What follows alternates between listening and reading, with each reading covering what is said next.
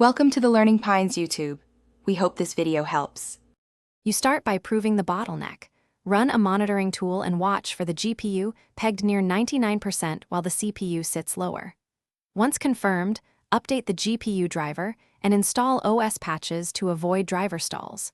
Then reboot and close background apps that steal GPU cycles.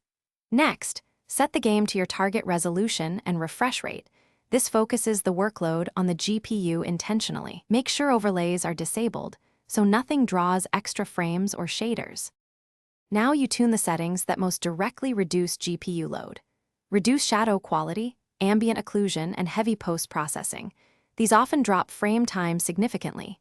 Then open your GPU control panel and set power mode to maximum performance and enable shader caching to avoid runtime compilations. If RAM fills, cap texture quality, enable texture streaming, and lower anti-aliasing. This prevents stutters from memory thrashing. Once done, run a benchmark to see which change had the largest impact and iterate. Finish by testing target FPS and watching utilization. You want the GPU near 90 to 95% for efficient use, but with headroom to avoid frame drops. If you still see stutter, check thermals and ensure the GPU isn't thermal throttling. If overclocked, try a stable downclock. Verify power delivery and PSU cables. As a last resort, either upgrade the GPU or tweak resolution scale down to 90% to regain consistent frame pacing. If issues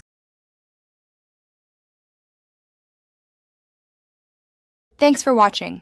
Consider subscribing if we helped you.